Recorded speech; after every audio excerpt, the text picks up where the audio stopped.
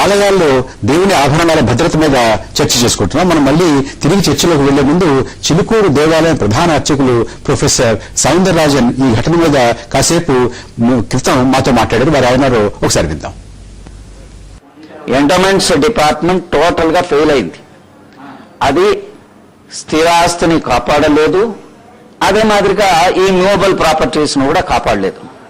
There should be a commission of enquiry. అంటే ఈ అర్చకుల్ని ఎలా పర్సిక్యూట్ చేశారు, దేవాదాయ ధర్మాదాయ చట్టాన్ని యూజ్ చేసుకుంటూ ఎలా వీళ్ళు తస్కరం చేశారు, ఎలా వీళ్ళు కోటీశ్వరులు అయ్యారు, ఇది మొత్తం కూడా ప్రజలకు తెలియాలి. ఇప్పుడు ఇది మొత్తం ప్రక్షాళనం కావాలి. Commission of enquiry should be constituted. వీళ్ళ యొక్క పాత్ర ఏమిటి, అసలు ఆ డిపార్ట్మెంట్ ఉండాలనా వద్దా అనేదే విషయం తెలియాలి. ధార్మిక పరిషత్ ఏర్పాటు చేయండి అని చీఫ్ మినిస్టర్ చెప్తే కూడా, చట్టం పాస్ చేసిన తర్వాత కూడా ఇంతవరకు ఆ ధార్మిక పరిషత్ని వీళ్ళు కాన్స్టిట్యూట్ చేయటానికి అడ్డు వచ్చుకుంటూ అర్చకులను హింసించారు, పర్సిక్యూట్ చేశారు, నానావిధ బీభత్సం చేశారు. ఆఖరికి నన్ను అడిగితే నేను చెప్పాను, ధార్మిక పరిషత్ ఏర్పాటు చేస్తే చిలుకూరులో వర్ణ జపం చేస్తామని చెప్పాం. అప్పుడు చీఫ్ మినిస్టర్ పేషి నుంచి నాకు టెలిఫోన్ వచ్చింది 13 ఆగస్టు నాడు. ధార్మిక పరిషత్ తప్పకుండా ఏర్పాటు చేస్తామండి, త్వరలోనే చేస్తామండి అని చెప్తే మేము ప్రారంభించాం. ఇప్పుడు వర్షాలు పడుతున్నాయి. ఇప్పుడు నేను వస్తుంటేటప్పుడు కూడా వర్షాలు పడుతున్నాయి ఇక్కడికి.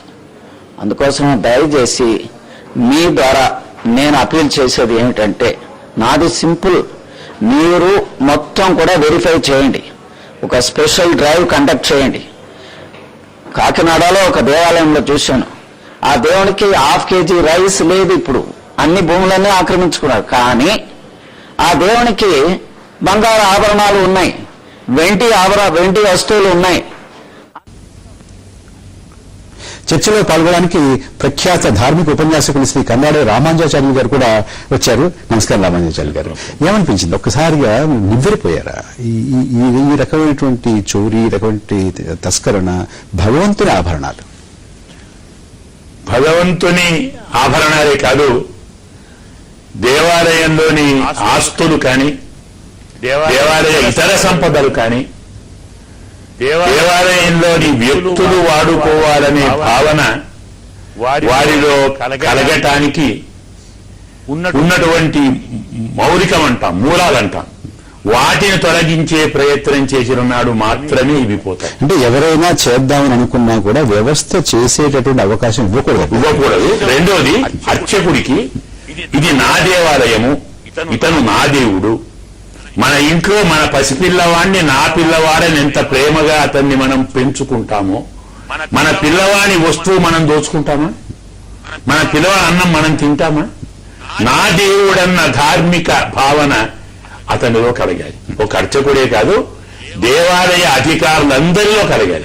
అంటే ఆ శాఖలో కలగాలి. అంటే ఏం చేయాలంటే, దేవాలయాల్లో ఇప్పుడు చాలా మంది ఏం చేస్తున్నారు, అర్చకులను తీసుకునేటప్పుడు ఆగమ శాస్త్రంలో ప్రావీణ్యం ఉందా అని ప్రాక్టికల్ ఎగ్జామ్ చేస్తున్నారు. అధికారులను తీసుకునేటప్పుడు శాసనం బాగా చేయగలరా, శాసించగలరా అని చూస్తున్నారు. కానీ ఇద్దరిలో ధార్మిక బుద్ధి ఉందా? ముఖ్యంగా ఆ శాఖలో వెళ్ళేటట్టు ఈ ధార్మిక సేవ చేయాలనే తపనతో వచ్చారా, తక్కిన వాటికంటే ఇందులో ఎక్కువ ఆదాయం ఎక్కువ మార్గాల్లో తెచ్చుకోవచ్చన్న భావనతో వచ్చారా? దాన్ని పరిశీలించనంత కాలం ఇదే కాదు, ఏ దేవాలయ వస్తువులకు ఆస్తికి భద్రత ఉండదు.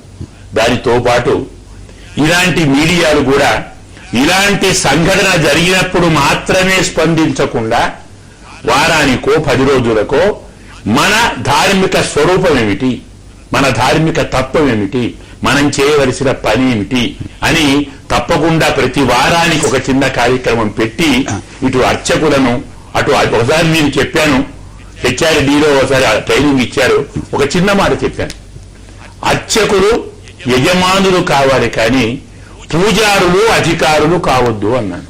బహుశా చాలా బాగా చెప్పారు. కాసేపు పూజారి పూజకు అరి, పూజకు శత్రువు, అధికారి పెద్ద శత్రువు. వచ్చేవాడు అధికారి అయితే చాలా బాగా చెప్పారు రామాచార్య గారు. కాసేపు వినాయక చవితి మీద కూడా దృష్టి సారిద్దాం. శివప్రసాద్ గారు, దాని ప్రాశస్త్యం ఏమిటి? వినాయక చవితి ప్రాశస్త్యాన్ని గురించి చెప్పడానికి ముందు ఇందాకటి చర్చలో ఒక విషయం మనం మర్చిపోయామండి. తిరుపతిలో ట్రేడ్ యూనియనిజం ఎక్కువైపోయింది. మనకు సమయం తక్కువ ఉంది కాబట్టి మనం ఎక్కువ అది దేవాలయం అన్నటువంటిది ధర్మాలయం. ఆ ధర్మాలయం అన్నటువంటి దృష్టి కాకుండా దాన్ని ఒక వ్యాపార కేంద్రంగా మార్చుకున్నప్పుడు అక్కడ దర్శనం కోసం మనం వెళ్తున్నాం. మనం వినాయక చవితి గురించి కూడా మాట్లాడుకోవాలి. సమయం తక్కువగా ఉంది, పరిమితంగా ఉంది.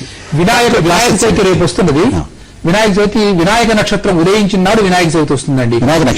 వినాయక నక్షత్రం ఉదయిస్తుంది. భాద్రపద శుద్ధ చతుర్థి ఉదయం నాడు వినాయక నక్షత్రం ఉదయిస్తుంది. ఇది ఆగమ శాస్త్రంతో పాటు నక్షత్ర శాస్త్రానికి సంబంధించిన విషయం కూడా. ఇక ఆగమ శాస్త్రానికి సంబంధించినట్లయితే మనకు వ్రత కల్పద్రం ఉంది, నిర్ణయ సింధు ఉంది, ధర్మసింధు ఉన్నాయి. ఈ గ్రంథాలన్నింటిలో కూడా వినాయక వ్రతం ఎలా చేయాలి, దీని పద్ధతి ఏమిటి, ఇవన్నీ కూడా చెప్పారండి.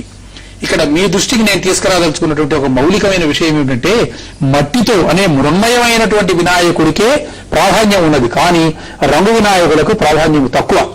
ఇది వేడుక, ఒక జాతర, ఒక సరదా వినోదం, సరదా ఎవరు పద్ధతి చేస్తున్నారు, ఎవరు గొప్పగా అంటే 50 అడుగులు ఓడి పెడితే 100 అడుగులు ఓడి పెడదాం అనుకోవటం. అంటే అందులో ఆధ్యాత్మికత లేదా? అందులో వినోదమే తప్ప అందులో ఆధ్యాత్మికత్వం అన్నటువంటిది, ఇది వినాయక వ్రతం అన్నటువంటిది ఏమిటంటే ఇది ఒక మహావ్రతం అండి. ఇది వైయక్తికంగా చేసుకునేది. మన శరీరమే ఒక వినాయక వ్రతానికి స్థానము. అది మన వెన్నెముక నుంచి ఊర్ధ్వగా వెళ్లే కుండల్ని ఒక సంకేతం. అది వినాయక వ్రతం అన్నటువంటిది. మూలాధార చక్రంలో ఉండేటటువంటి గణేశుడు అండి. మూలాధారంలో గణేశుడు అన్నమాట. గణేశ స్థానం అంటారు, దాన్ని పృథ్వీతత్వం అంటారు. ఇది చాలా తీవ్రమైనటువంటి ఉపాసనకు సంబంధించిన విషయం. అది క్రమక్రమంగా వినోదంగా మారి, విజ్ఞానంగా మారి, అది ఒక మామూలు వేడుక కిందికి మారిపోయిందే తప్ప పర్యావరణానికి ఇది పెద్ద ముప్పుగా తయారైనటువంటి ఒక బలమైనటువంటి వాదన ఉంది. రంగులు వాడేటువంటి రంగులు, లేకపోతే ప్లాస్టర్ ఆఫ్ ప్యారిస్ ఇది తీసుకెళ్లి మన సరస్సులో కలపలేదు, వాటిని మేము విషతుల్యం చేసాడు. ఇంత వికృతి ఎలా వచ్చింది? ఇందులో ఆరాధన, సేవ, భక్తి అన్న 3 భావాలు పక్కదారి పెట్టాయి.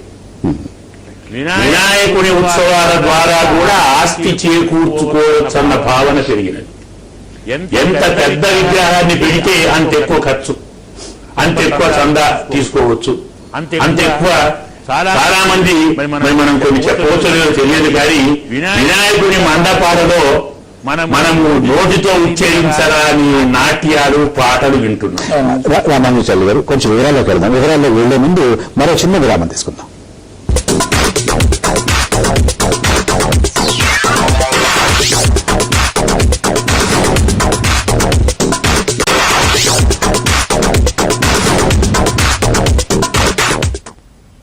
వినాయక చవితి విశిష్టత గురించి మాట్లాడుకుంటున్నాం. రామానుజాచార్య గారు, మీరు ఇందాక చెప్తున్నారంటే ఇది ఇది ఇది మనం చందా వసూలు చేసుకోవడానికి, పెద్ద ఎత్తున తీసుకోవడానికి, ఆదాయాలు పెంపొందించుకోవడానికి అని అంటున్నారు. కాసేపు అలా ఉంచుదాం. పర్యావరణానికి వినాయక చవితికి ఉన్న సంబంధం ఏమిటి? పర్యావరణానికి అంటే ఏ ఆరాధన అసలు భగవంతుని భక్తి, భగవంతుని సేవ అనే దానివల్ల సమాజానికి, లోకానికి హితం జరగాలి, క్షేమం జరగాలి, కళ్యాణం జరగాలి. కానీ ఈ విగ్రహాల యొక్క భారీ ఆకారాన్ని, అందులో ఉన్నటువంటి లోహ పదార్థాలను, ఏదో కెమికల్స్ అంటాం, రసాయనాలను, ఇవన్నీ నీళ్లలో మనం పడేస్తే ఆ నీరు తాగిన వారికే కాదు, ఆ నీరు మించి వచ్చిన గాలిని పీల్చేవారి ఆరోగ్యం కూడా పాడవుతుంది. చాలా మంది నీరు మేము తాగటంలే కదా, ఆ నీరు వదిలిపెడుతున్నాం కదా, మాకు నష్టమేమిటి కాదు.